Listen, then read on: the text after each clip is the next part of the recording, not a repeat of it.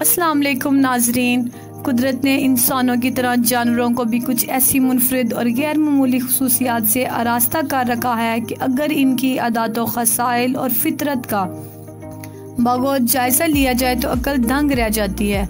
इन्हीं मुनफरिद और नाकाबिले यकीन खसूसियात का हामिल एक जानवर भेड़िया भी है, जो बज़ाहिर एक वहशी और खूनख्वार दरिंदे की शनाख्त रखता है।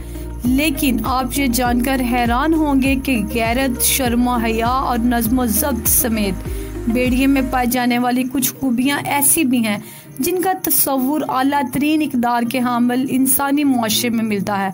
आइए इन खूबियों का एक जायज़ा लेते हैं। उससे पहले अगर आपने अभी तक मेरे चैनल को सब्सक्राइब नहीं किया तो जल्दी से सब्सक्राइब कर दें ताकि आप मेरी आने वाली इस तरह की इंफॉर्मेटिव वीडियो से अपडेट रह सकें। जी, भेड़िया कभी मुर्दार का गोश्त नहीं खाता बल्कि जिंदा जानवरों का शिकार करके इन्हें अपनी खुराक बनाता है। इसकी वजह ये बताई गई है कि भेड़िए का ताल्लुक जानवरों के शाही खानदान की एक नस्ल से है, चनाचा वो मुर्दा गोश्त खाने को अपनी तौहीन समझता है। भेड़िया अफजाइश नस्ल और तौलीद के मामले में दूसरे लगभग तमाम जानवरों से मुख्तलिफ है। ये माँ और बहन जैसे रिश्तों से मुंसलिक मादा भेड़ियों से जिस्मानी ताल्लुक कायम नहीं करता। भेड़ियों की ये सिफ्त मशहूर है कि मियाँ और बीवी भेड़िए में मोहब्बत और वफा का रिश्ता आखिरी सांस तक कायम रहता है। अगर जोड़े में से किसी एक की मौत भी वाक़या हो जाए तो दूसरा अपनी मौत तक किसी भी और नर या मादा भेड़िए से जिस्मानी ताल्लुक कायम नहीं करता। इस तरह शरीके हयात की मौत के बाद भेड़िया अपने बच्चों की अकेले ही परवरिश करता है और उन्हें पालता है। भेड़िए में मौजूद एक और हैरान कर देने वाली खसलत उसका ज़ईफ वालिदैन के साथ हुस्न सलूक और उनकी देखभाल करना है।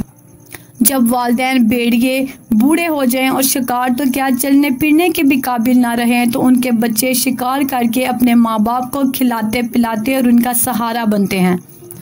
इसी बिना पर भेड़िए को अरबी इस्लाह में इब्नुल बार यानी नेक बेटा कहा जाता है, नेक सलूक करने वाला कहा जाता है।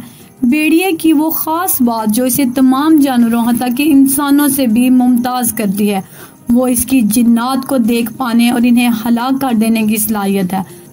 भेड़िया अपनी तेज आंखों से अपने इर्द गिर्द मौजूद जिन्नात को देख लेता है और झपट कर हमला करके उन्हें हलाक कर देता है। यही वजह है कि जिन इलाकों में भेड़िए मौजूद हों वहाँ पर जिन्नात को हर वक्त अपनी जानों के लाले पड़े रहते हैं। ये जब एक जगह से दूसरी जगह जा रहे हों तो वो कारवां में कुछ यूं चलते हैं कि सबसे आगे चलने वाले बूढ़े और बीमार भेड़िए होते हैं।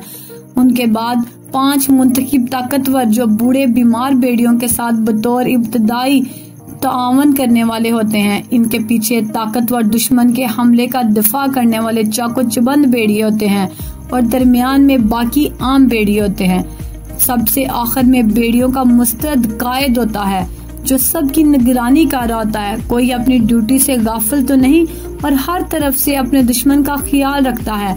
इसको अरबी में अलिफ कहते हैं, यानी अकेला 1000 के बराबर होता है। भेड़ियों की अपने अंदर मौजूद एक बेहतरीन जानवर को लीडर बनाने की खसलत इंसानों के लिए भी सबक आमोज है।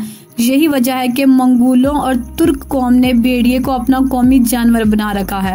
अगर आपको मेरी ये वीडियो पसंद आई है तो मेरी वीडियो को लाइक, सब्सक्राइब और शेयर जरूर करें। Thank you so much and Allah Hafiz.